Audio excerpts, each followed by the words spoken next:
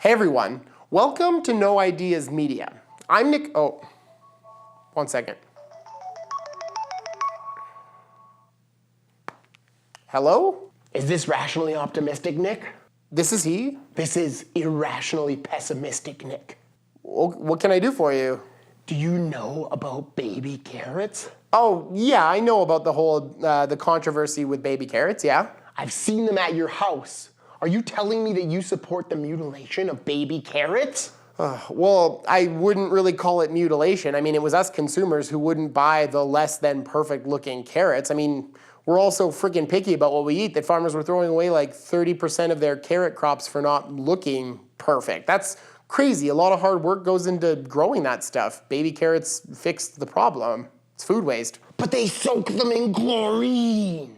That was a deadly gas in World War I. Well, that's because without skins on them, they're susceptible to fungus. That's just what Big Carrot wants you to think. Oh, so since learning this, have you stopped eating carrots? Are you kidding me? I love carrots. They're good for me. So what carrots do you eat then? Strictly organic ones from the farmer's market. Oh, but as I've demonstrated before in other videos, like organic sometimes needs pesticide as well, so the residue levels are gonna be, there's residue on both. I know that. That's why I wash them before I eat them. You mean you wash it off in chlorinated tap water? I have to go.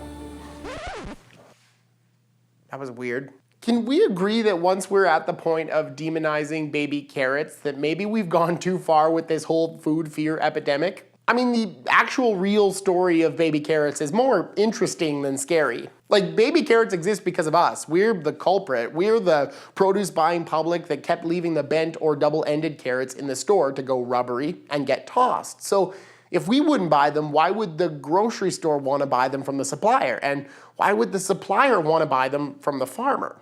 I mean, everyone wants to tackle food waste, but our finickiness was the reason up to 30% of a carrot crop was being rejected. That was a problem.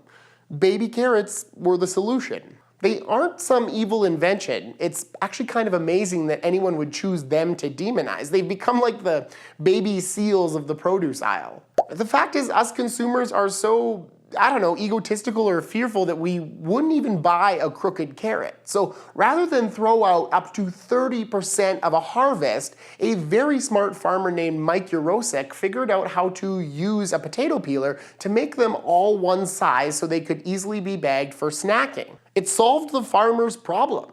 It provided the consumer with a useful, new, healthy product, and it meant that 30% of the energy and time that went into the crop and its delivery wasn't being wasted. Win, win, win.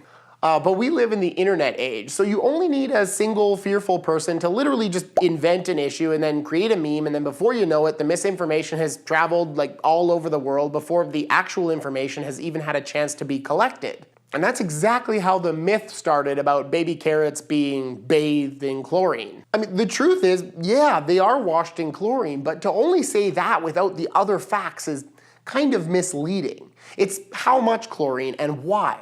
In this case, it's used on the carrots to prevent a fungus from growing on them. But it isn't dangerous. I mean, you bathe your vegetables in chlorine every time you rinse them off with tap water in your sink. It's not difficult to tell that these theories are being constructed by people who've never really considered this from a business angle. Because to anybody who has, this chlorine bath that keeps getting talked about is an expense, and a substantial one. And precisely because this is an expense to a business, I mean, no one's gonna be using it like willy-nilly or just applying chlorine for no reason. You can see how this works if you take a carrot from your garden and cut it up and put it in your fridge. It too will turn white. But you don't want to waste your garden carrot. I mean, you know all of the hard work that went into growing that. So what would you do? Well, you take your whitened sliced garden carrot and you rinse them off in the sink with a little bit of chlorine, and sure enough, they're as good as new and they taste great. That's the reason a farmer would rinse the carrots before putting them in the bag. It's so that they'll stay orange and vibrant. It's not for his sake, it's for us picky eaters who would have otherwise just tossed away the farmer's hard work because it looked weird. We may all be loath to admit it, but all of us, me included, we buy food that looks good. So that being the case, maybe instead of attacking the farmer for solving this carrot problem, we should just start buying our carrots based on weight instead of by appearance. ugly food still tastes good. Thanks for watching.